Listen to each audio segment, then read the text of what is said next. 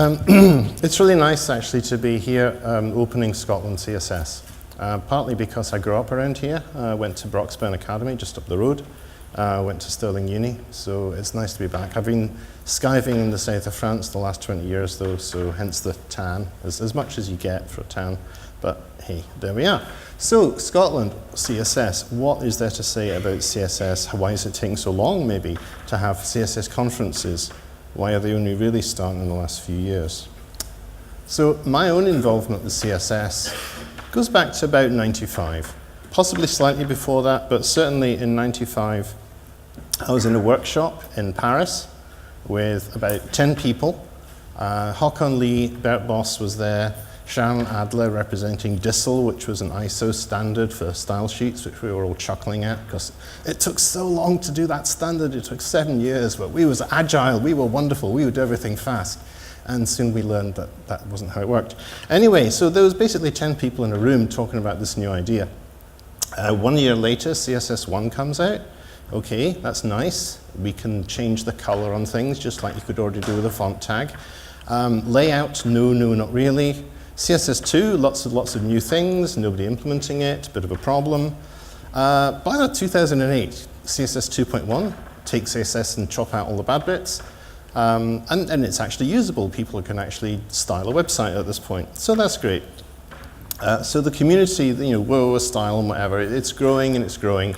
There's lots of people. They're all global, they're all connected, they're all using electronic means to connect, which is fine, but it's also good to actually meet people face to face, talk to them, discuss stuff, become friends with them. So conferences specifically about CSS rather than having one style talk at like some other general web conference. I forget exactly when the first one was, which is why I've weaseled out and not put a date there. Nicole would be able to tell me if she was here, and unfortunately she's not. So 2016, first Scotland CSS. I'm sure it won't be the last, unless I do a really bad job.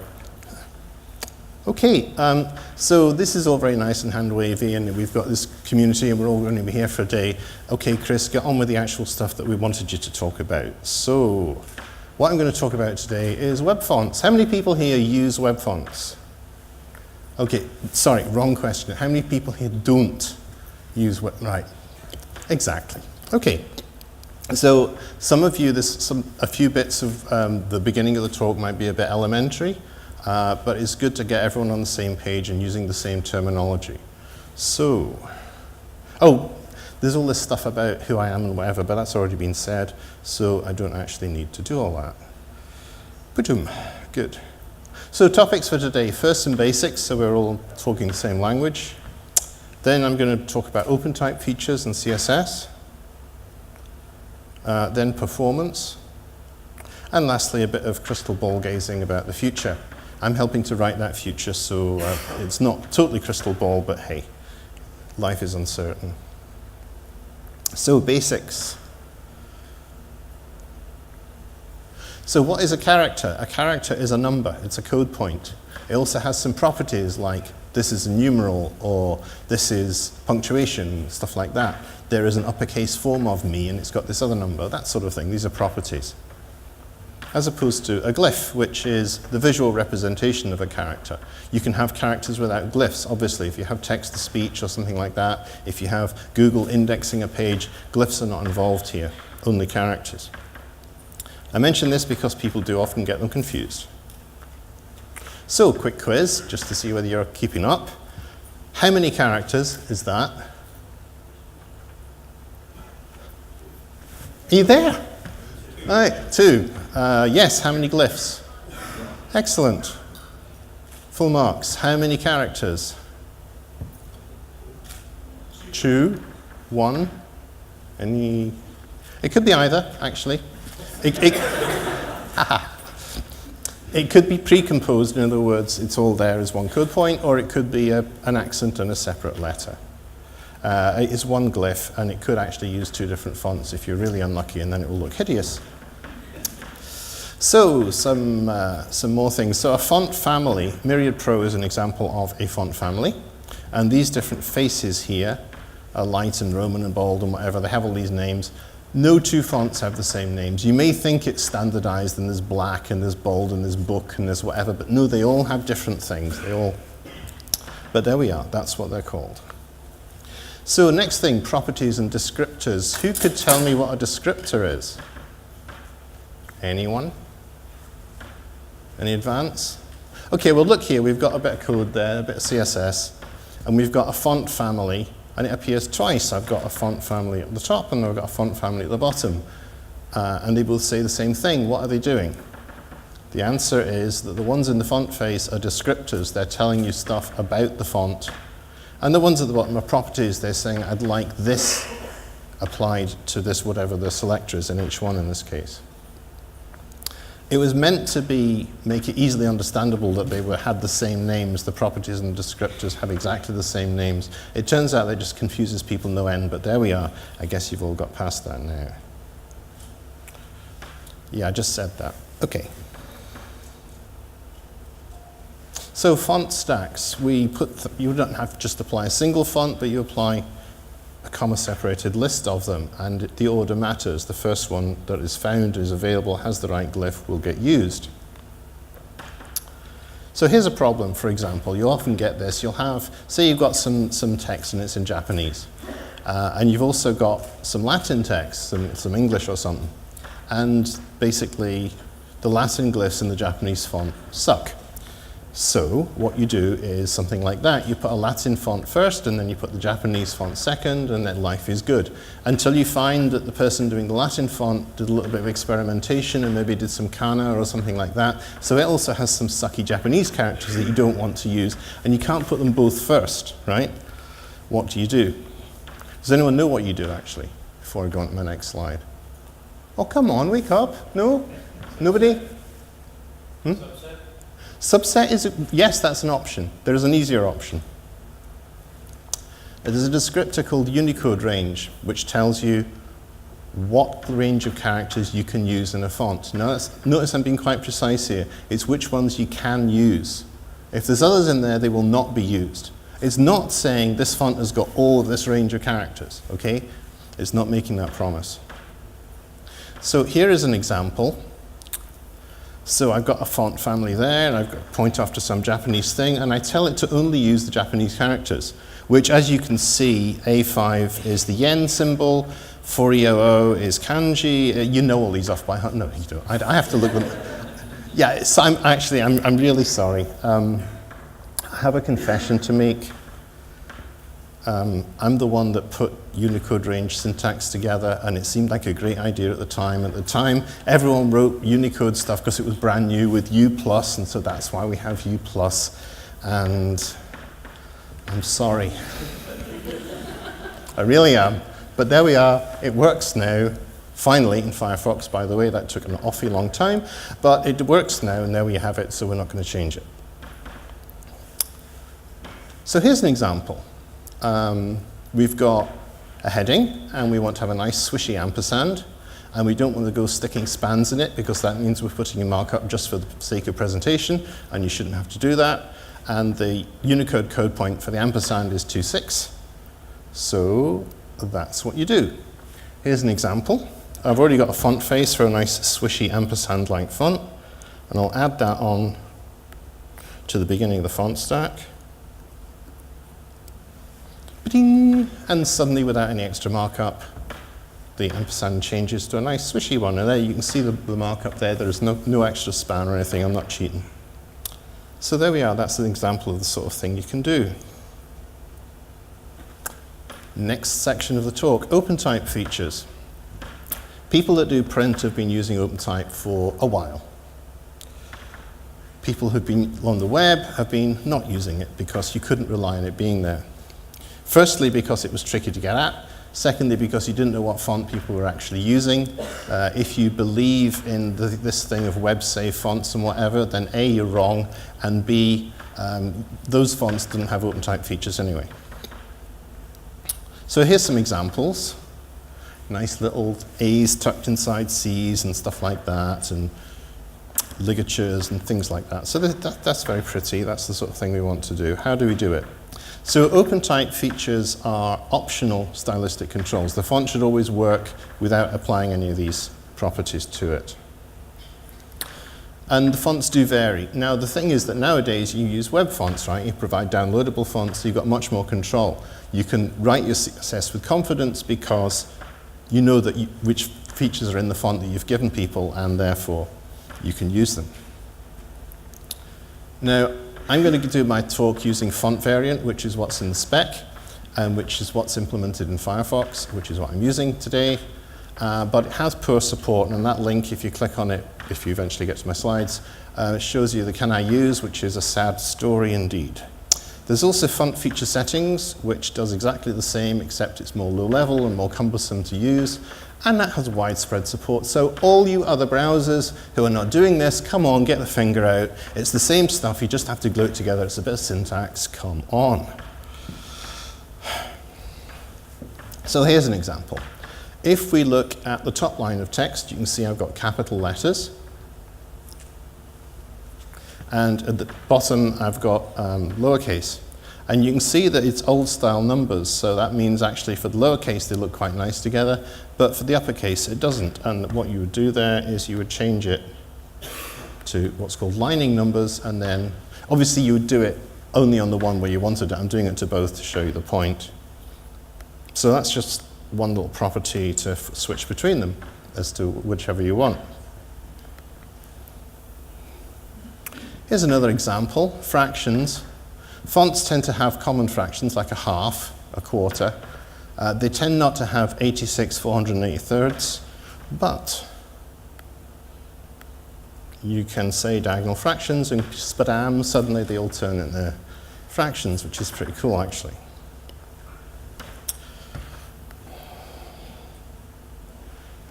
So here's another example. Imagine this is a table of numbers and you're trying to quickly skim over it and figure out which is the biggest one. That one starting with 8 looks like it might be the biggest one.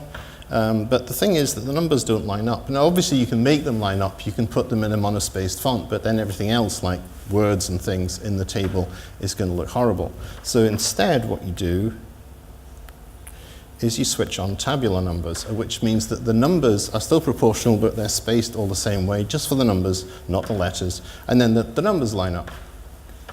Again, a very nice, simple thing, easy to do, a nice progressive enhancement. If it's on a browser that's not supported, it looks slightly less pretty, but it's still readable. It's not like all the numbers went away or anything. And here's that font I showed you earlier. Font ligatures are here set to normal, which is the initial value.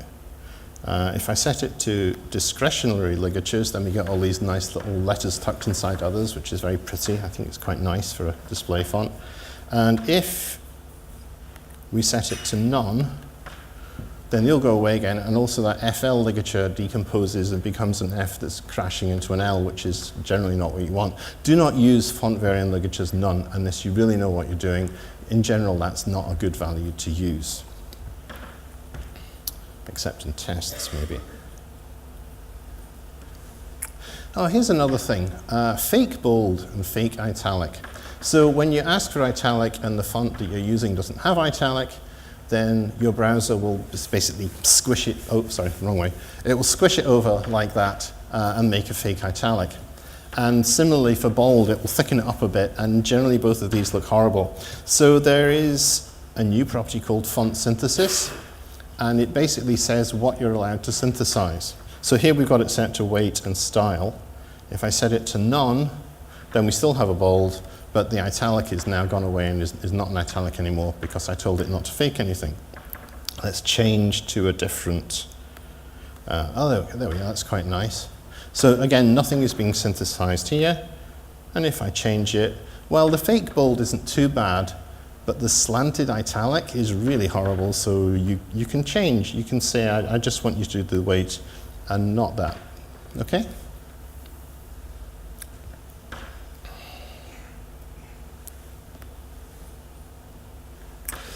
Font kerning. So browsers actually vary with what they do for kerning. So there is therefore an auto value, and as you know, auto in CSS means do whatever magic thing you used to do before we invented this property, and So we've got that value. But we also have normal, which here does nothing. But if you're in Safari, for example, that would switch kerning on because for some reason Safari decides that kerning isn't something people want by default, which is dumb. But anyway, that means you can normalize across all the browsers you're targeting. You can set it to that value and get the right thing. And you can set it to none, which again, you probably don't want to do. Now, I should be clear, font kerning, that's what's in the font. The font says these two letters, when they're conjoined together, put this much space or this much negative space between them. It is different from letter spacing, okay? Letter spacing is a constant increment on all of them. And if I increase it, all the letters get bigger, get further apart together.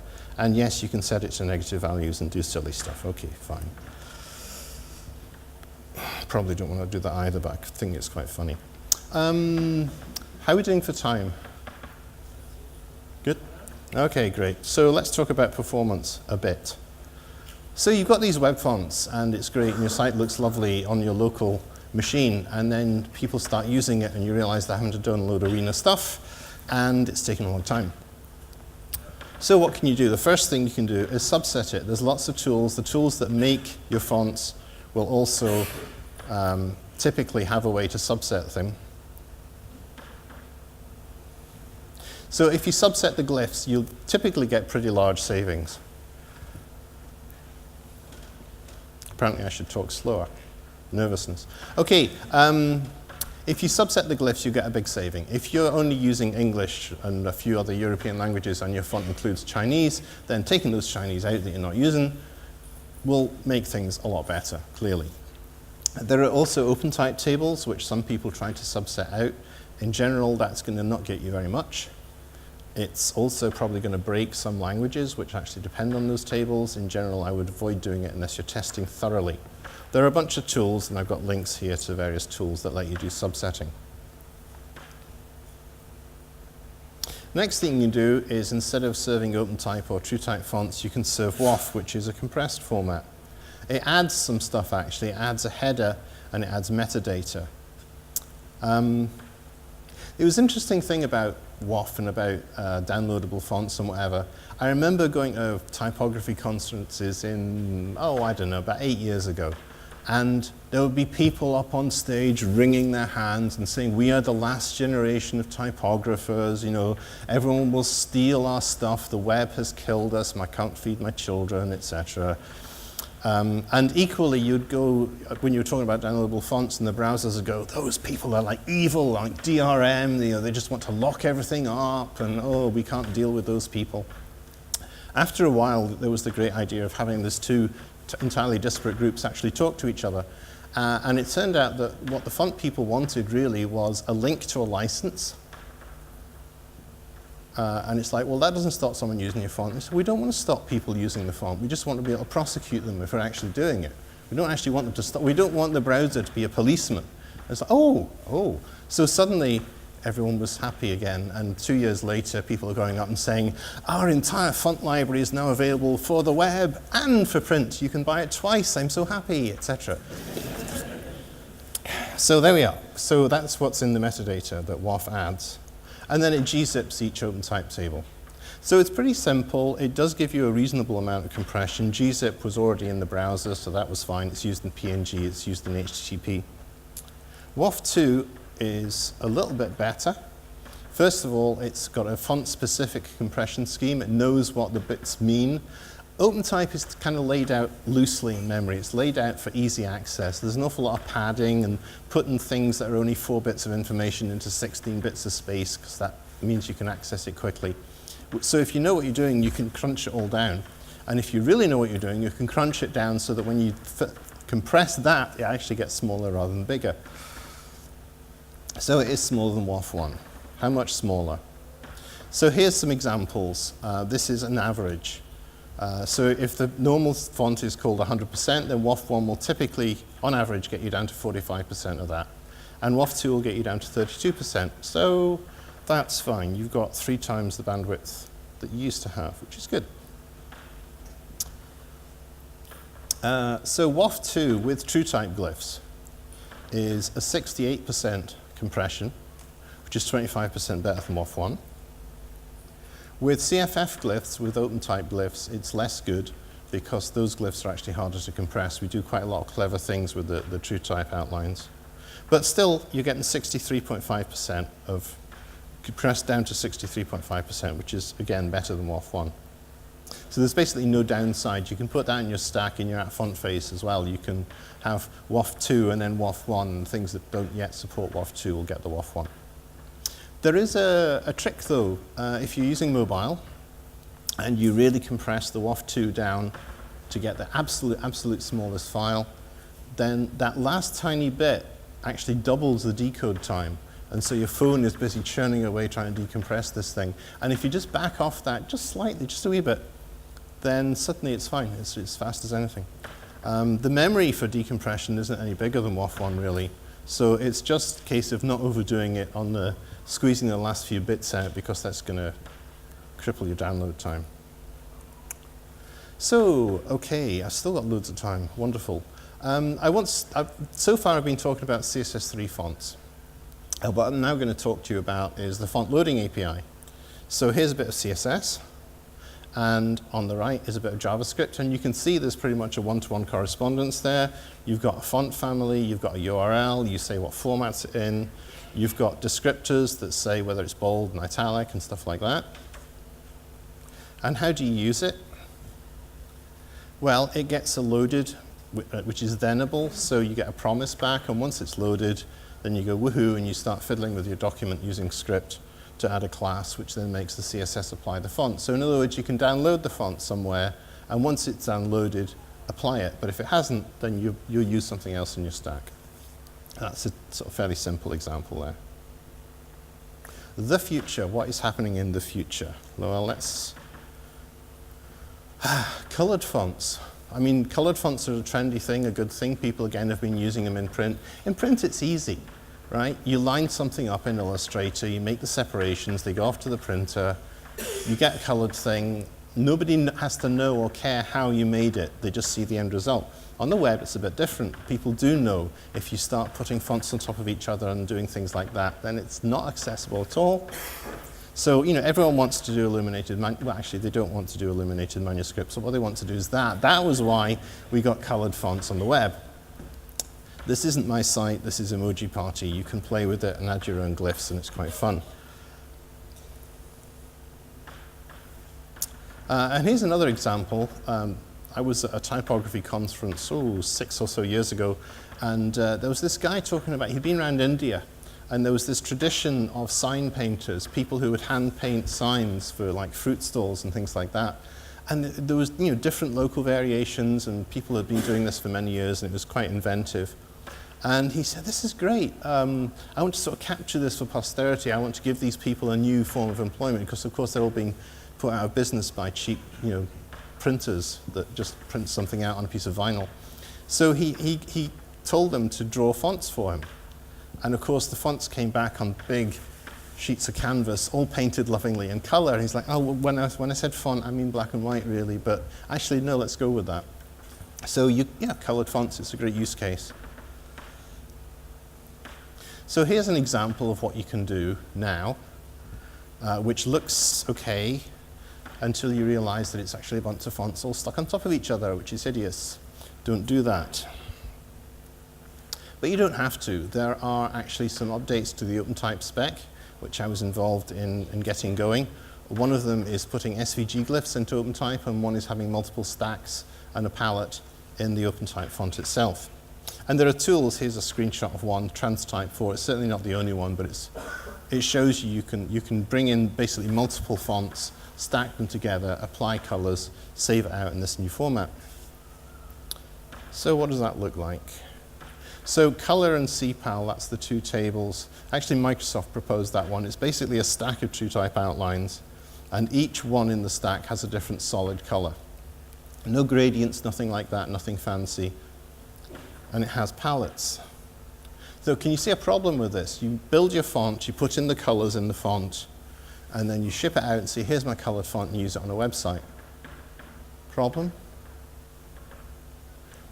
Well, that's what it looks like, so that's not a problem. But where did all the styling go? You're used to setting the color of stuff in your style sheet. Now you can't because it's baked into the font. That's kind of annoying. Unless you happen to have font tools handy and you're constantly revising these fonts as well, which is a pain, actually. So SVG also has CPAL, so it's got this palette. There's the actual glyphs are done in SVG, so you can do gradients, you can do filter effects, you can do animation, although support for that is a bit iffy.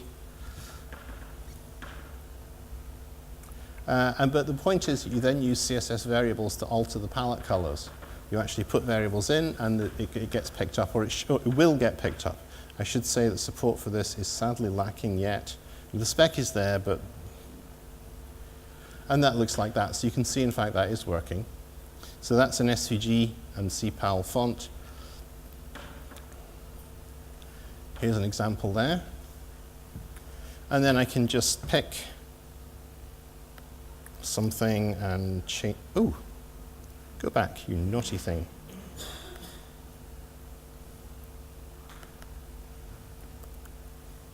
Change that to red and wiggle around the hue on that, and you can see that's changing to a hideous blue, purple, etc. Okay, so there we are. You get the idea. You can.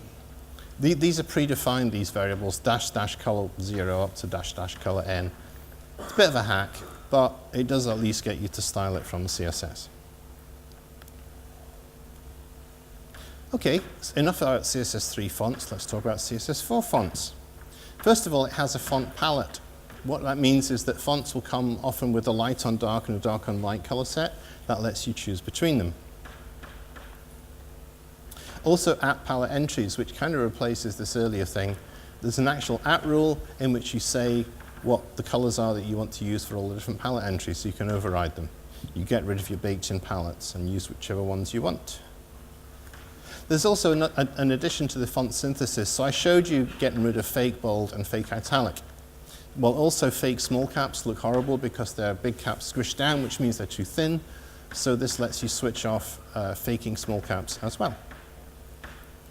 And there are some new generic font families. Has anyone here ever used the font family Fantasy? Please put your hand up if you've ever actually used that in a production. Wow! Thank you. I've used it too in a test. Anyway, these ones actually are meaningful. There's one for emoji, there's one for math, because there are specific fonts for math and so on, and when you're saying, I want a mathematical font. Fang Song is for Chinese. It's a particular type that's not really serif or sans serif. We gave it a different name. So there's not very much actually in CSS4 fonts. It's kind of a grab bag of stuff that didn't make it into CSS3 at this point. It will be extended and improved on later. So I'm either going to get killed for this or not, but that's the end of my talk. So we can either take a wee break or I'll get the next speaker. These slides will be up on my GitHub, so I've got a list of credits for the images and for the fonts. But that is me. I'm done.